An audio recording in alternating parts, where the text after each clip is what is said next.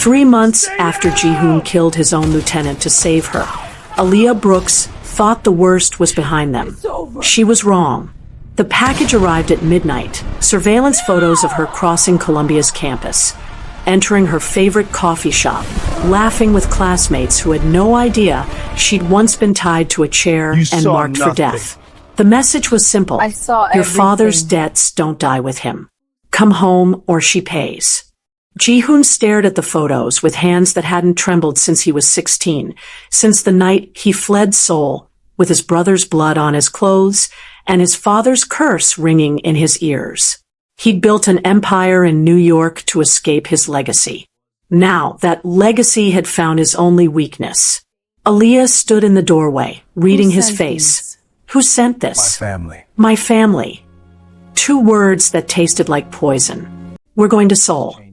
Here's something fascinating about hereditary crime organizations. Psychological studies show that children born into mafia families experience a unique form of trauma called legacy imprisonment, the inability to escape predetermined roles regardless of personal choice. In Korean crime syndicates specifically, succession wars claim more lives than rival gang conflicts, with brothers killing brothers for power in 60% of documented cases. If you missed part 1, stop right now and go watch it. Nothing that happens next will make sense without seeing how Ji-Hoon and Aaliyah's story began. Everything they survived in New York, that was just the prologue.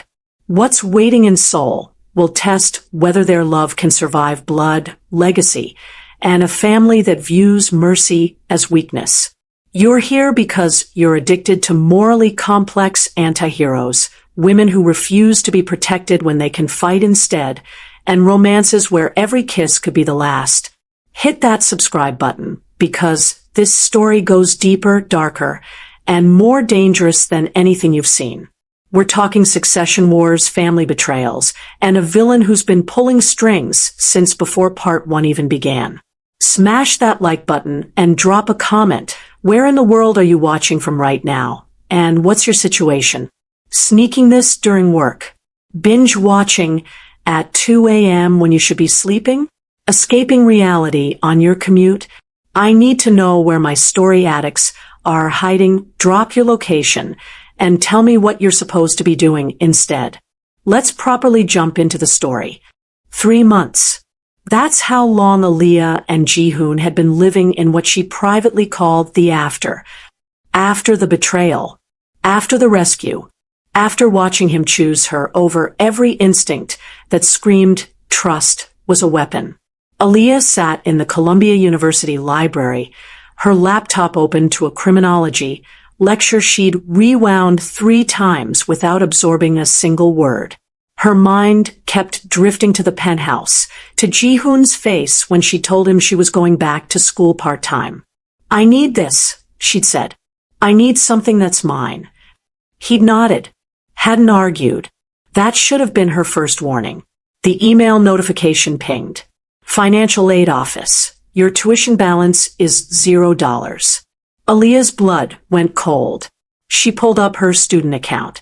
Full semester paid. Books purchased. Even her campus meal plan loaded with funds. She was out of her chair and heading for the exit before conscious thought caught up with fury. Ji-Hoon was in a meeting with his accountants when Aaliyah stormed into his office. The 3 men in expensive suits looked up, startled, but one glance at Ji-Hoon's face had them gathering their papers. Out, he said quietly. They scattered. Aaliyah waited until the door closed. You paid my tuition. Yes. After I explicitly told you I needed to do this myself. Ji-Hoon stood, moving around his desk with that predatory grace that still made her pulse jump. You were working yourself to exhaustion. 2 jobs, full course load. That was my choice. And this is mine. His jaw tightened. I have more money than I could spend in 10 lifetimes. Aaliyah. Let me control me? She stepped closer, her voice dropping to something dangerous. That's what this is. You can't handcuff me to the penthouse anymore, so you're using money to keep me dependent. The accusation landed like a physical blow. Ji-Hoon's expression shuddered, walls slamming back into place with terrifying speed. If that's what you think of me, I think you're terrified, Aaliyah interrupted, her anger cracking to expose the hurt beneath. I think every time I leave your sight, you see Yuna. You see betrayal. You see me not coming back. Silence stretched between them, heavy with truth. Ji-Hoon's phone rang. He ignored it. It rang again. Answer it, Aaliyah said tiredly. He did. His face went pale as he listened. When? A pause. I'll call you back. What is it? Ji-Hoon looked at her, with eyes that had gone somewhere distant and dark. My brother. He's calling from Seoul. His hand trembled slightly as he lowered the phone. I haven't spoken to Min-ho in 5 years. Why? Because the last time I saw him, I left him standing over a body our father ordered me to create. Ji-Hoon's voice was hollow, and I ran like a coward instead. The video call connected at 3 a.m. Ji-Hoon had insisted Aaliyah stay. No more secrets, he'd said, and she'd heard the apology beneath the words. Min-ho's face filled the screen. He was beautiful in the way poisonous things often are. Sharp cheekbones, perfect skin, a smile that didn't reach his eyes. He looked like Ji-Hoon might have looked if violence hadn't carved lines into his face. Little brother, Min-ho said in Korean. You look well. America suits you. What do you want? Ji-Hoon's voice was flat. Father is dying. Stomach cancer, stage 4. The doctors give him 3 months. Min-ho's expression didn't change. He's calling a family council. Succession must be decided. Aaliyah watched Ji-Hoon's knuckles go white against the desk. Tell him I abdicated when I left. You're the eldest. It's yours. It doesn't work that way. Min-ho leaned forward, his eyes glittering. Fathers will require both sons present for the reading, both sons participating in the trials. If you don't come, the entire organization dissolves, assets seized by the government, everyone who ever served the Hwang family marked for prosecution. Let it burn.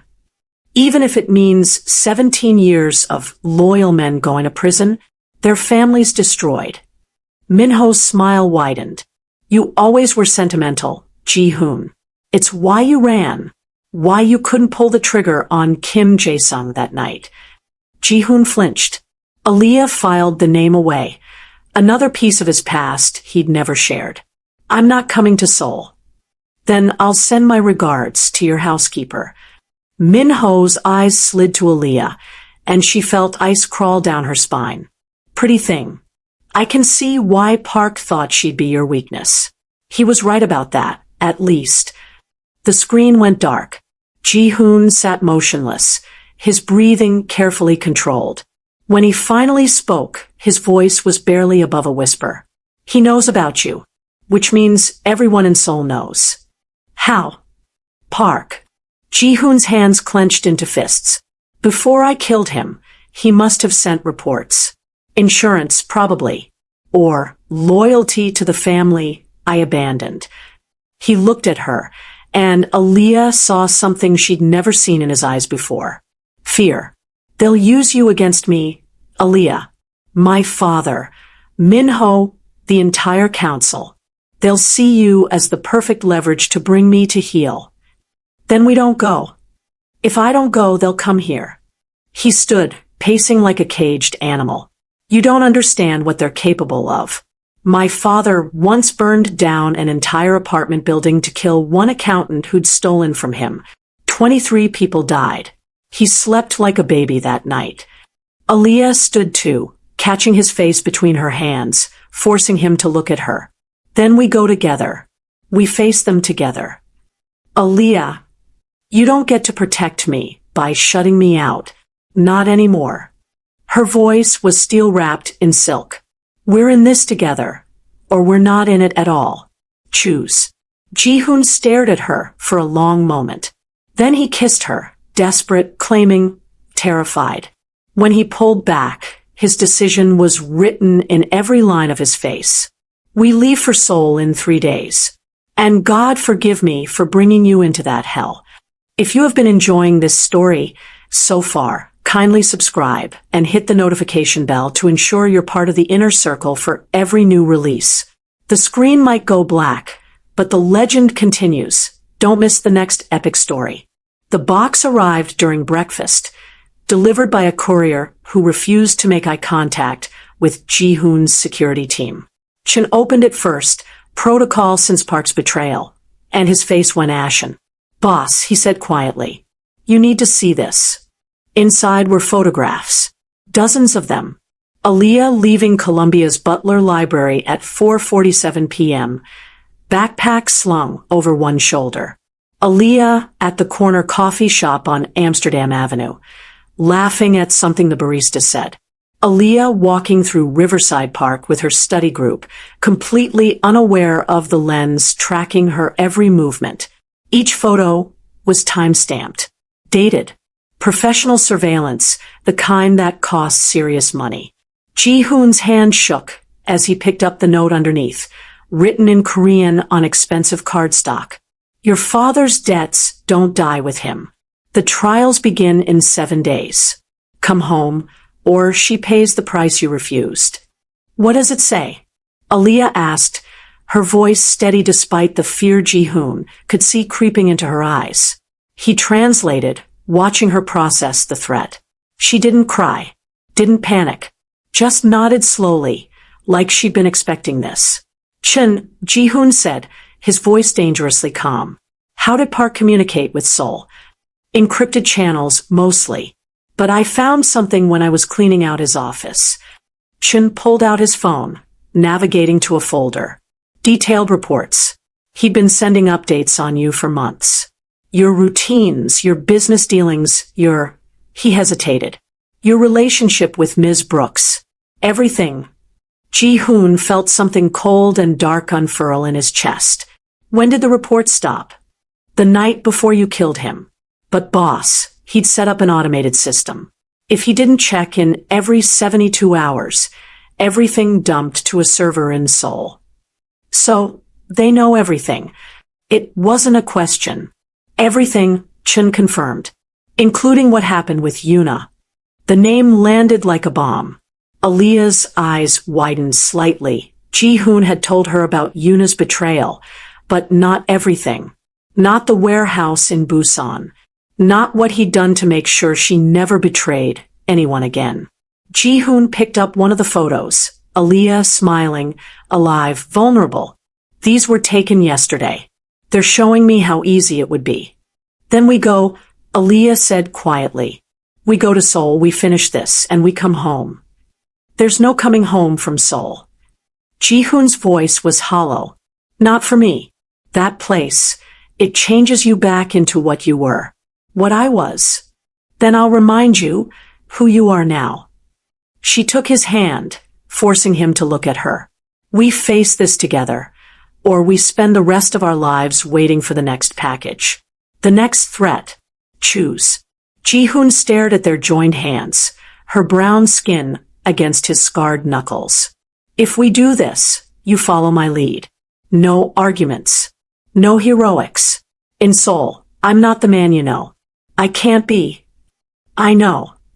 Aaliyah squeezed his hand. "Just don't forget to come back to me when it's over." He pulled her close, breathing in her scent, memorizing the feel of her in his arms.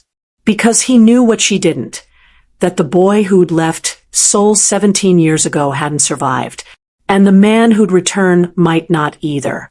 Subscribe to the channel right now, so you never miss a single second of this cinematic journey. The story is moving fast, and you'll want to be here when the final reckoning hits. The Hwang family compound sprawled across 10 acres of Seoul's Gangnam district, hidden behind walls that had witnessed 3 generations of blood. Ji-Hoon felt 17 again as their car passed through the gates, small, powerless, counting the exits he'd never been brave enough to use. "Breathe," Aaliyah murmured beside him. He realized his hands were clenched, white-knuckled in his lap.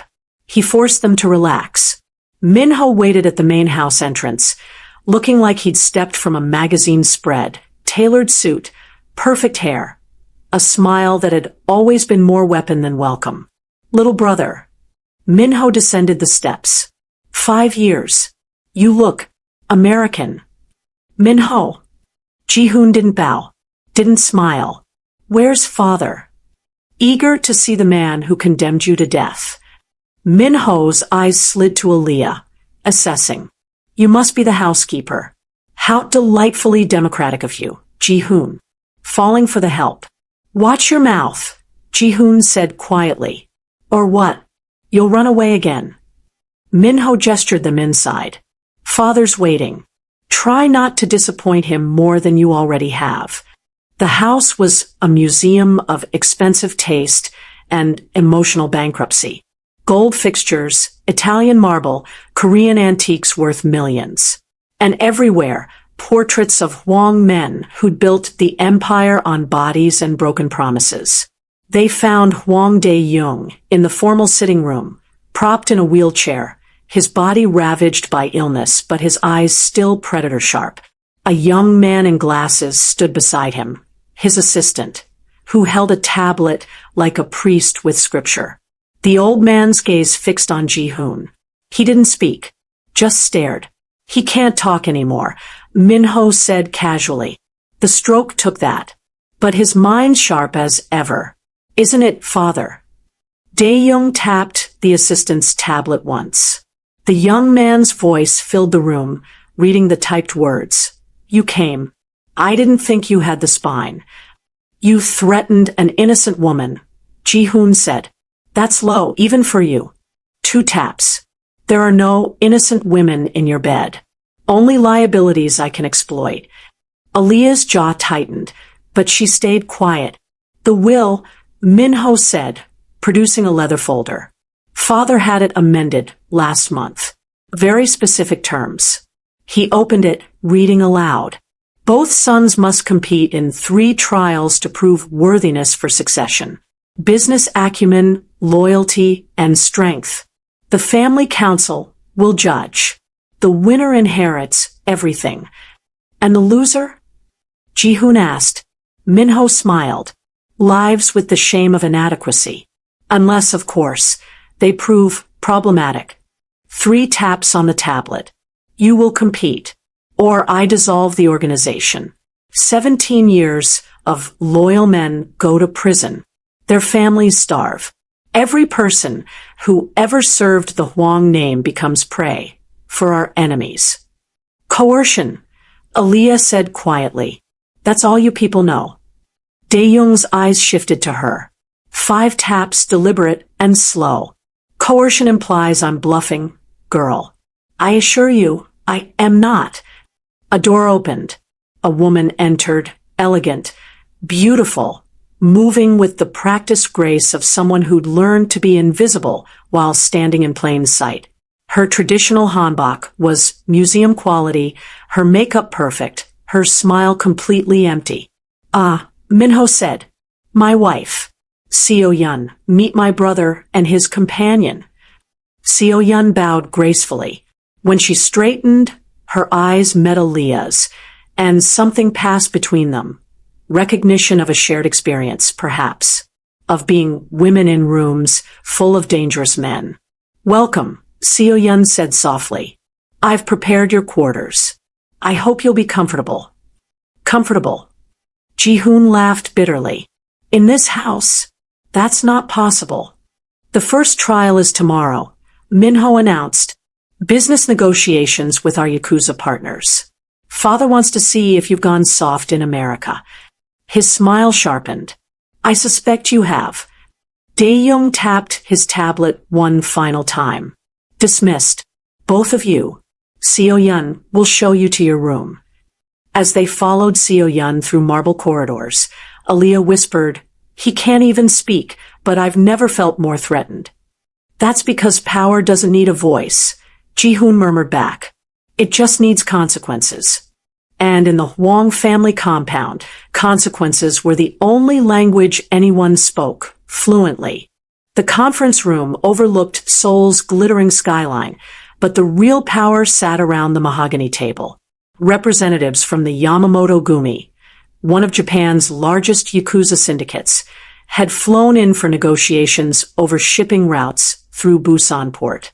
Neutral ground. High stakes. The kind of deal that could cement a successor's legitimacy or expose fatal weakness.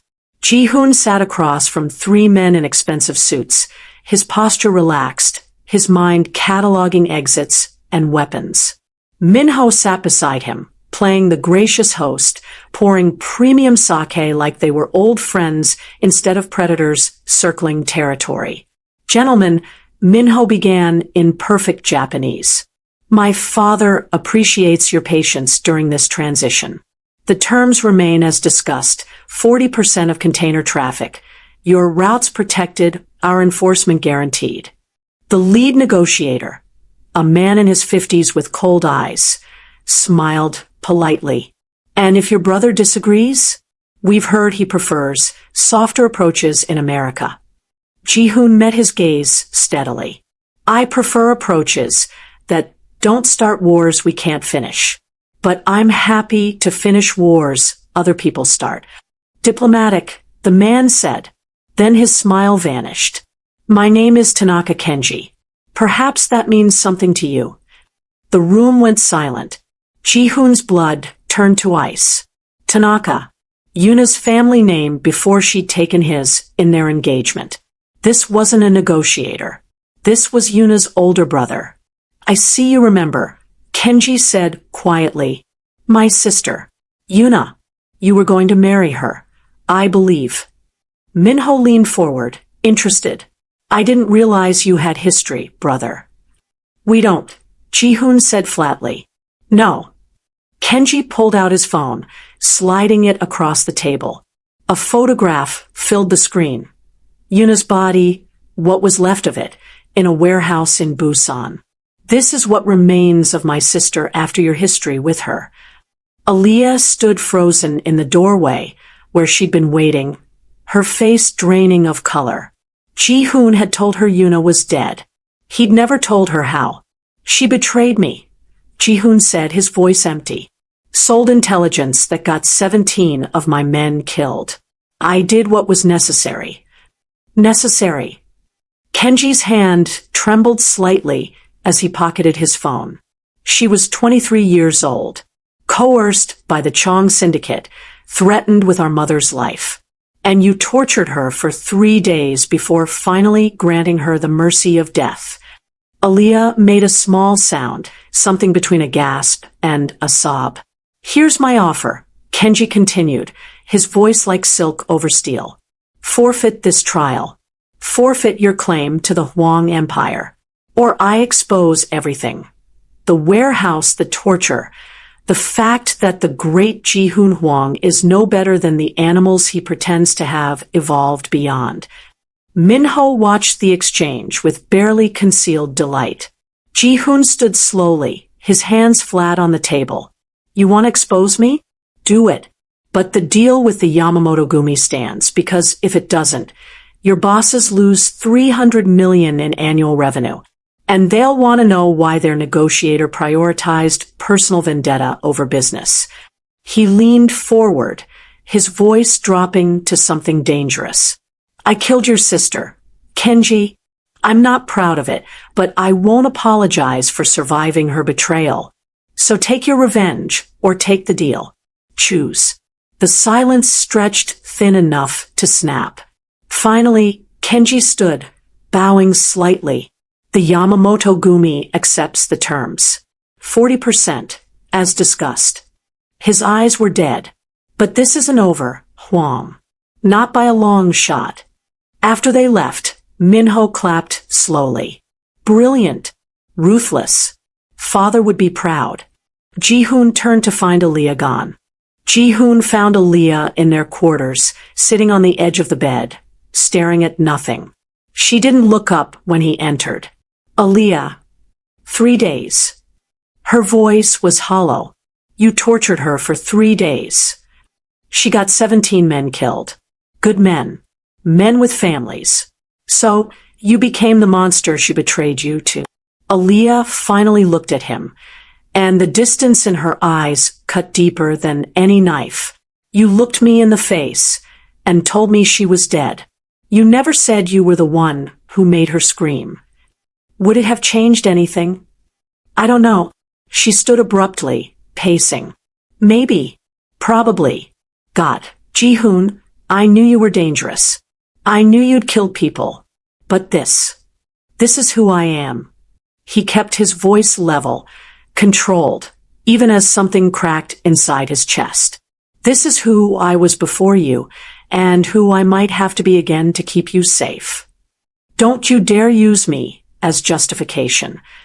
Aaliyah's hands shook. I never asked you to torture anyone for me. I never asked you to. She broke off, wrapping her arms around herself.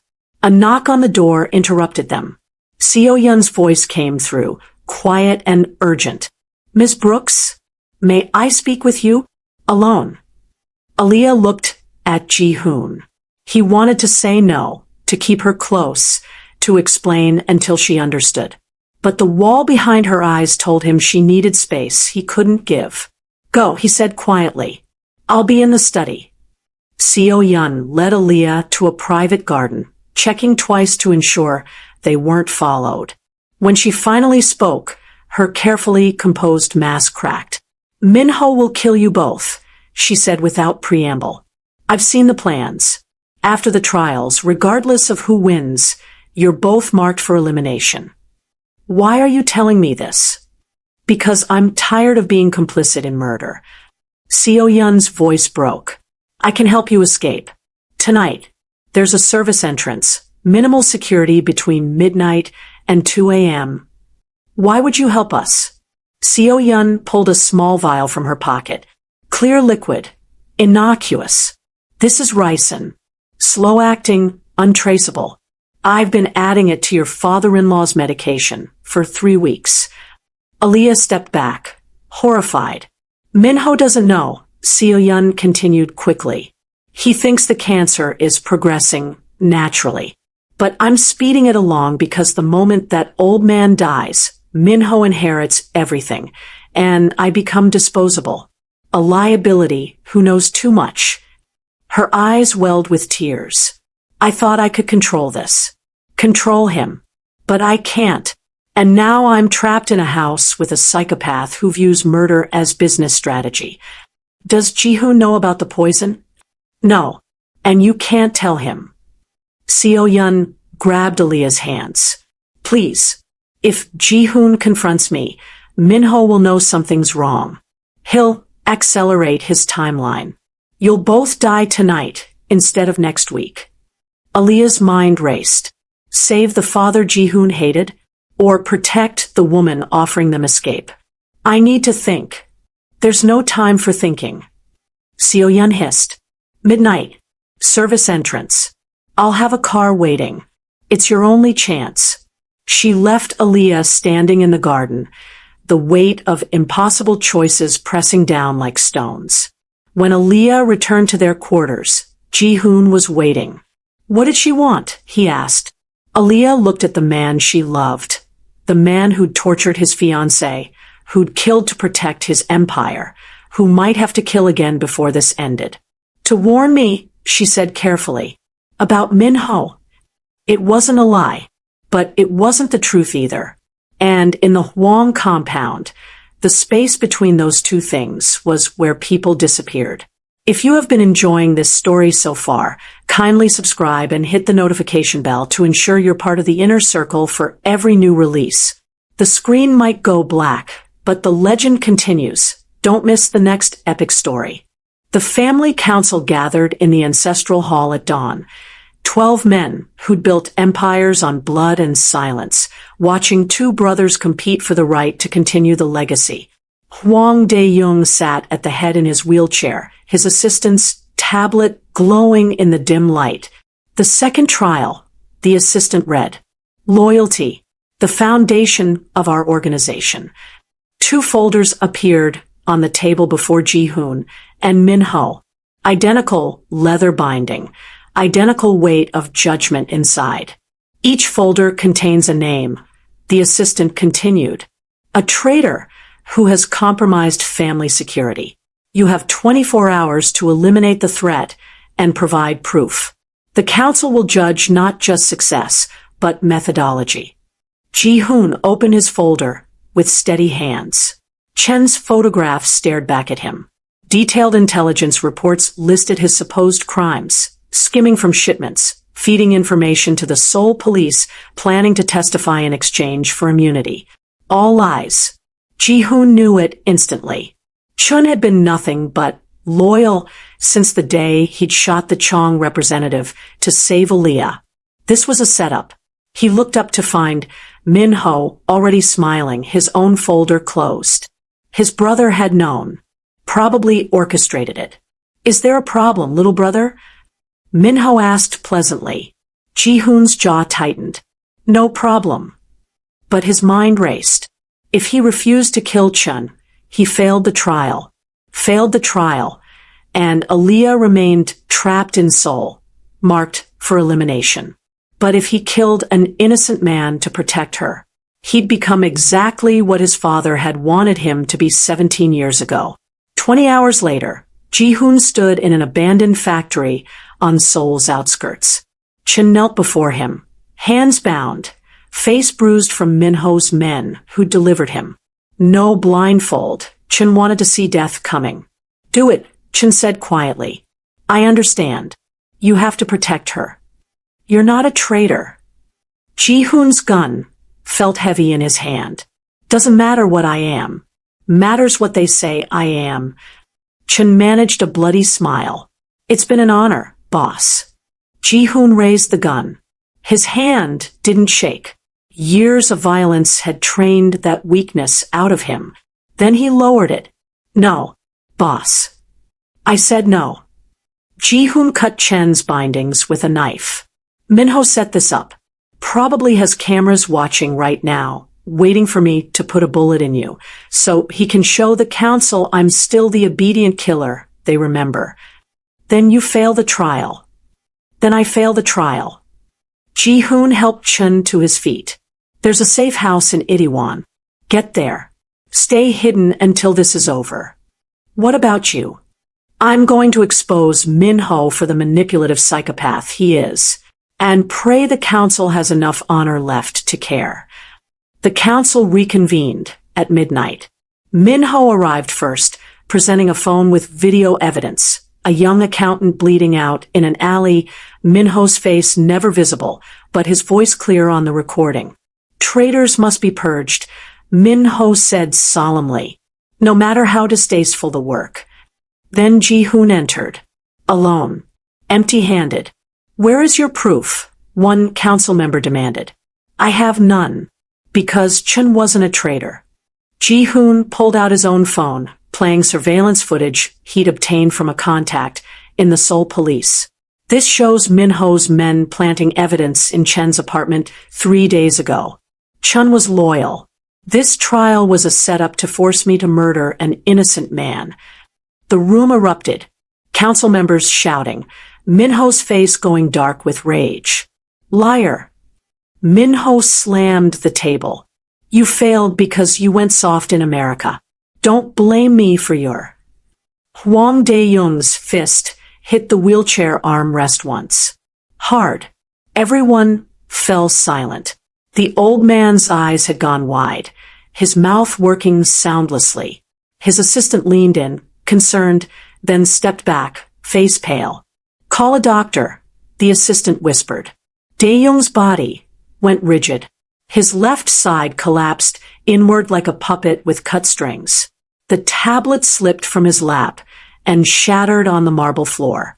The massive stroke took him in seconds, consciousness fading, breathing turning ragged. The patriarch who'd ruled through fear reduced to a dying shell. "Father." Min-ho rushed forward, but it was theater. Ji-Hoon saw the flash of satisfaction in his brother's eyes before the mask of grief slammed down. The doctor arrived too late. Hwang Dae-young died at 12:47 a.m., surrounded by men who'd feared him and sons who'd never loved him.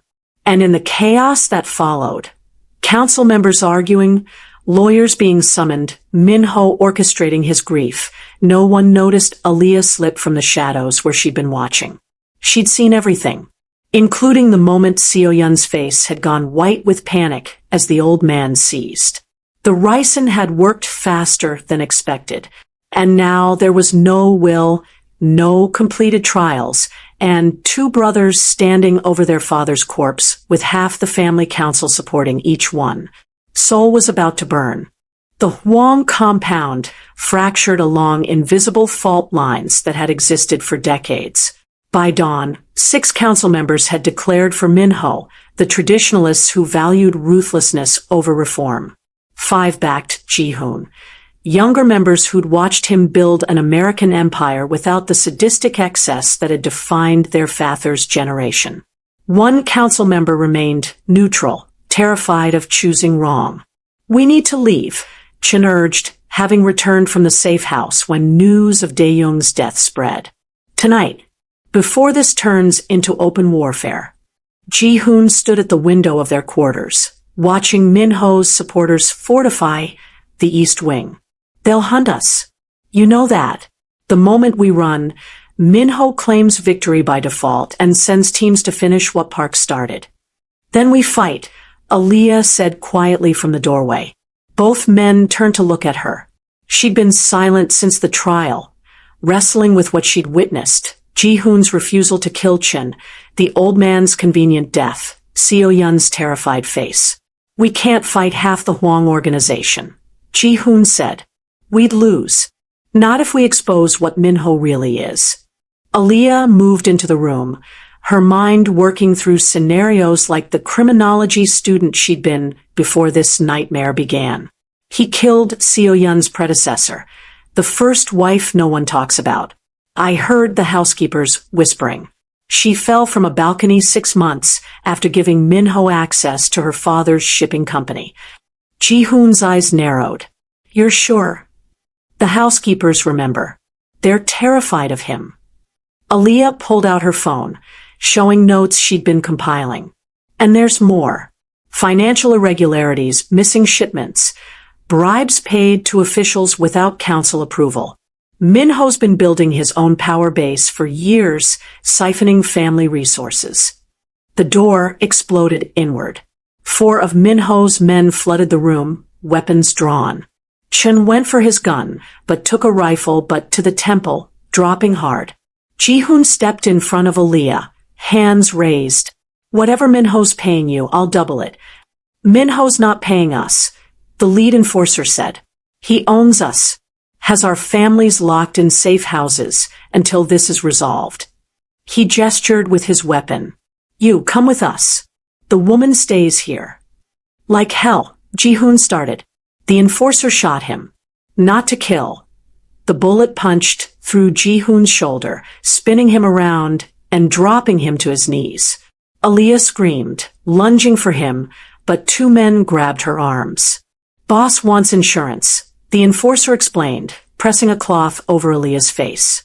"Chemicals, sweet smell, world going fuzzy. You walk away from succession. She lives. You fight," he shrugged.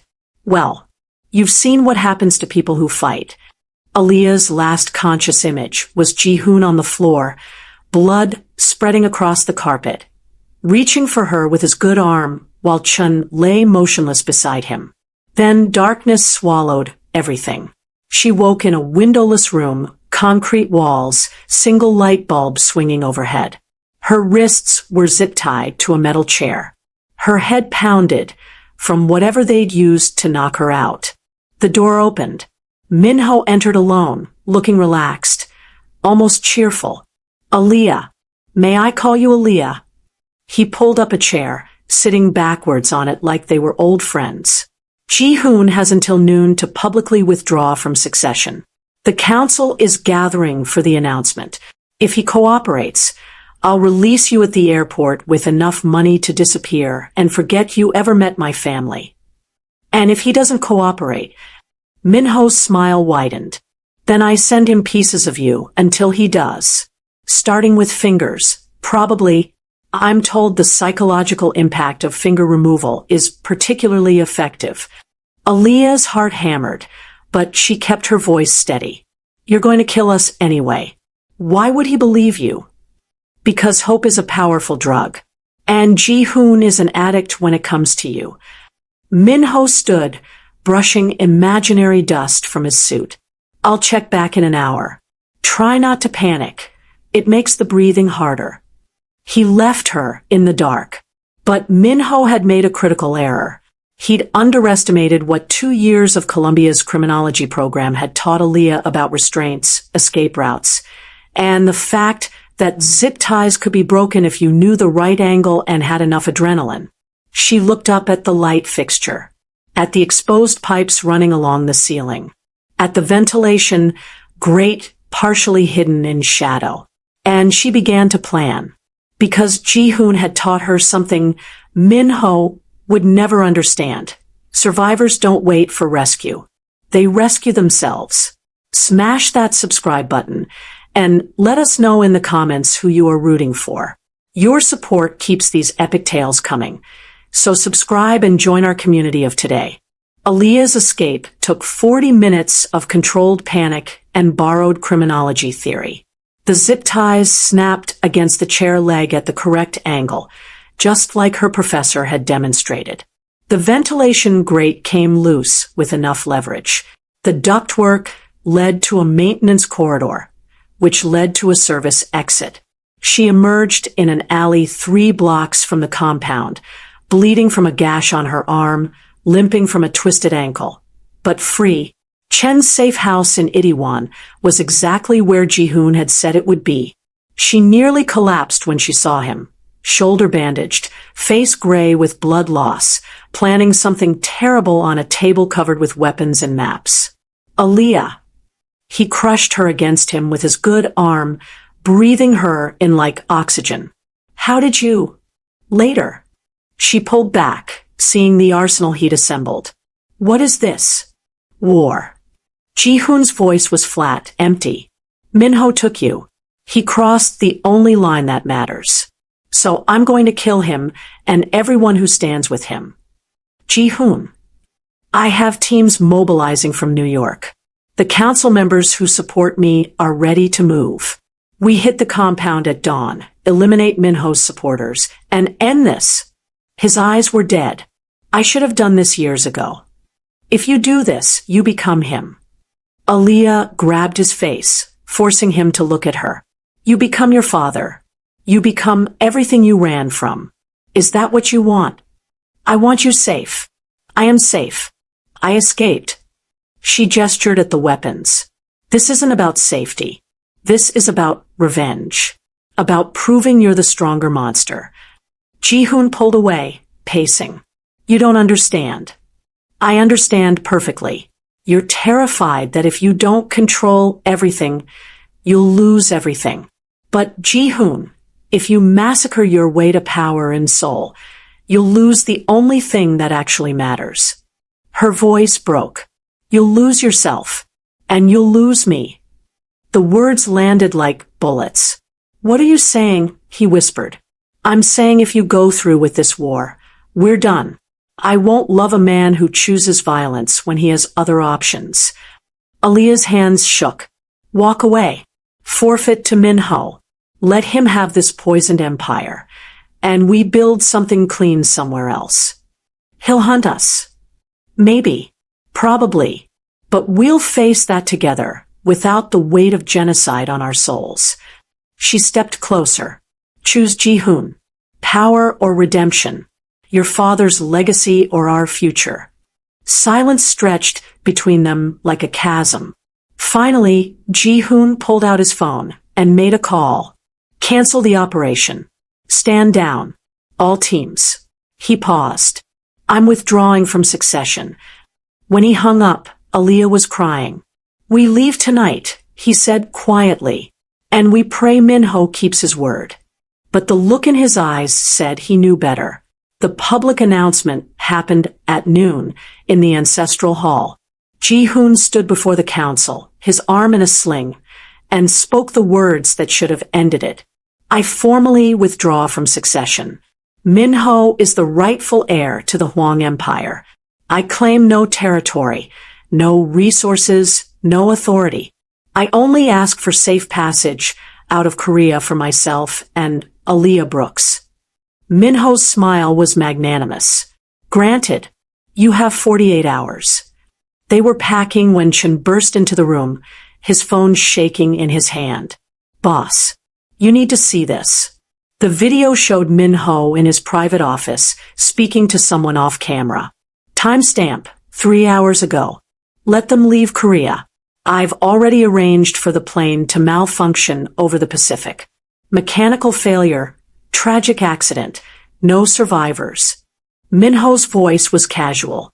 Ji-Hoon chose the coward's way out. At least he'll die clean. The recording cut off. Ji-Hoon stared at the screen, something cold and final settling over his features. There's more, Chun said quietly. I've been digging into Park's communications. Boss, Minho didn't just know about Park's betrayal. He orchestrated it, hired him to frame Aaliyah, to push you to the breaking point. And Yuna's brother at the trial? Minho arranged that too. He's been manipulating everything from the beginning. Why? Aaliyah whispered. Because he didn't want me competing, Ji-Hoon said, pieces falling into place. He wanted me broken, destroyed. So damaged that even if I won the trials, the council would see me as unstable. Chun pulled up more files. Bank records showing Minho's been embezzling. Evidence he murdered Seo-yeon last night. Witnesses saw him force pills down her throat after she tried to run. And trafficking records the council never approved. Ji-Hoon looked at Aaliyah. Walking away won't save us. No. She agreed, her voice steady despite the fear. It won't. So we fight. We expose him to the council. We use the evidence. We give them a choice between law and chaos. Aaliyah met his eyes. You don't have to become a monster to stop one. Ji-Hoon pulled her close, kissing her forehead. Minho's ascension ceremony is tomorrow night. The entire council will be there. Public, formal, witnessed. Perfect place for a revelation, Chun said grimly. Outside, Seoul's neon lights blazed against the darkness. And in the Hwang compound, Minho celebrated his victory, completely unaware that his brother had just stopped running and started hunting. The ascension ceremony transformed the Hwang compound into something from a dynasty drama, red lanterns, traditional music, council members in formal hanbok. Minho stood at the center in ceremonial robes, accepting congratulations like a king at his coronation. Ji-Hoon and Aaliyah entered through the main doors, and the room went silent. Brother. Minho's surprise was masterful.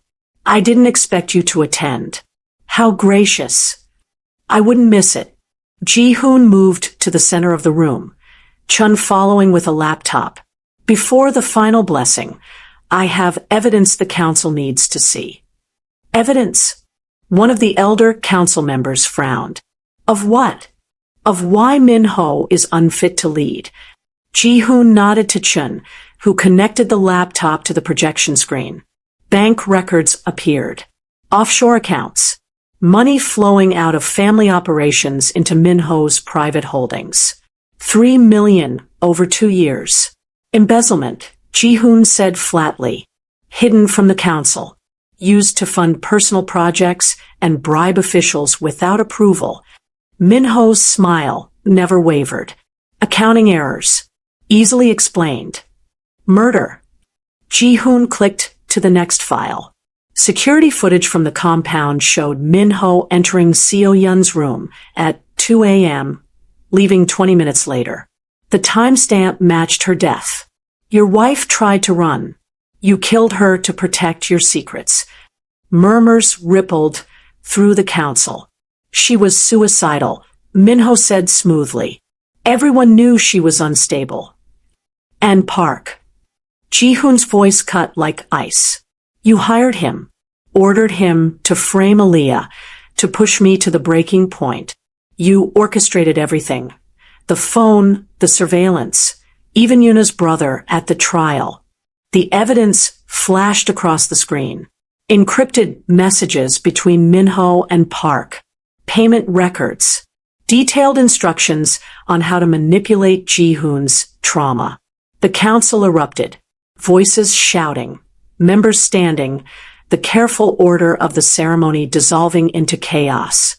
Minho's mask finally cracked. So what? You think this changes anything? I did what was necessary to protect this family from your weakness. You ran away like a coward, and I stayed. I built. I sacrificed. You murdered and stole and lied. Ji-Hoon countered. And now the council knows exactly what kind of leader you'd be. For a moment, Minho stood frozen. Then his hand went to his jacket. Gun. Chun shouted. Minho moved fast, grabbing Aaliyah from behind, pressing a pistol to her temple. Everyone stays back. The room froze. You always were predictable, little brother, Minho hissed in her ear. Coming here, thinking honor matters. Thinking these old men care about anything except power. He backed toward the exit, dragging Aaliyah with him. I should have killed her in New York. Save myself the trouble. Let her go, Ji-Hoon said, his voice deadly calm. This is between us. No, this ends with both of you dead and me consolidating power over your corpses. Minho's finger tightened on the trigger. Goodbye, brother. Aaliyah drove her elbow into his solar plexus, ducked, and rolled. Ji-Hoon's gun was already out. The shot took Minho in the chest, center mass, precise, final. Minho stumbled back, looking down at the spreading red stain with something like surprise. He raised his own weapon, aimed at Aaliyah one last time. Ji-Hoon's second shot caught him in the head. Minho dropped like a puppet with cut strings, his blood pooling on the polished floor where 3 generations of Hwangs had stood. The silence was absolute. Then the head council member spoke. The evidence is clear. Minho was unfit. Ji-Hoon, the succession is yours by right and by law. I don't want it. Ji-Hoon lowered his weapon, pulling Aaliyah against him. I want the organization dissolved. The legitimate businesses maintained, the illegal operations shut down, and families compensated for their service. You want a leader. Find someone who wants power. I just want peace. And if we refuse? Ji-Hoon met his eyes. Then I release everything we found to the prosecutors. Bank records, trafficking routes, murder evidence. All of it. And we all go down together. It wasn't a bluff. Everyone in that room knew it. 3 hours later, papers were signed. The Hwang criminal empire would dissolve over 6 months. Legitimate assets distributed. Illegal operations ceased. Ji-Hoon kept only enough to ensure the families were cared for. And then he and Aaliyah walked out of the compound for the last time. 6 months later, as Paris bloomed with spring, Ji-Hoon sat in a sidewalk cafe, watching Aaliyah laugh at something her laptop screen showed, a lecture from Columbia, delivered remotely while she finished her degree from safety. Her hand rested on the small swell of her belly. 4 months along. His phone rang. Unknown number. Yes. Ji-Hoon. A young woman's voice. Terrified. It's Yuki. Uncle Tanaka is forcing me to marry a Yakuza boss's son next month. But I can't. I won't. You have to help me. Ji-Hoon looked at Aaliyah. She'd heard. She nodded. Where are you? He asked. And as he began coordinating another extraction, another life saved from the machinery of organized crime, Aaliyah smiled and spoke softly. You know, Kenji's going to find out eventually that we're helping his niece escape. Ji-Hoon replied, standing up to kiss her belly. Let him find out. Let him come. The difference between now and Seoul is that this time we're not running from who we are. We're running toward who we choose to be. He pressed his forehead against hers. Besides, Our daughter needs to know her father fights monsters instead of becoming one. Daughter. Aaliyah raised an eyebrow. The ultrasound isn't for 3 weeks. Call it instinct. His hand covered hers on her stomach. A daughter who'll never have to choose between survival and her soul. Who'll never know what it's like to be currency in someone else's power game. Bold promises from a man whose phone is already ringing with the next rescue. I'd prefer a boy, honestly. Ji-Hoon glanced at the caller ID. Yuki Tanaka, probably terrified, probably desperate. He looked back at Aaliyah, at the life they were building from the ashes of the ones they destroyed. Then I'd better get to work. He kissed her one more time. Because broken promises are how this whole mess started. And I'm done repeating my father's mistakes. As he walked away to take the call, Aaliyah whispered to her belly, "Your father's a reformed crime boss with a savior complex and enemies in 3 countries. We're going to have a very interesting life." The baby kicked twice for the first time. But they felt separate, one stronger than the other. Could it be? Could they be? Aaliyah laughed, tears in her eyes, and thought, let them come. Let them all come. We survived Seoul. We can survive anything. But across the city, in a luxury hotel, a woman watched them through binoculars and smiled. She'd been patient for 6 months. Patient while they played house. Patient while they pretended the past was buried. But some ghosts don't stay dead. And some debts get paid in blood, no matter how far you run. She picked up her phone and made a call. I found them. If you have enjoyed this story so far, kindly subscribe and hit the notification bell to ensure you're part of the inner circle for every new release. Tell me your favorite part of the story and why you think it's the best. I'd be in the comments section watching and replying to all your messages.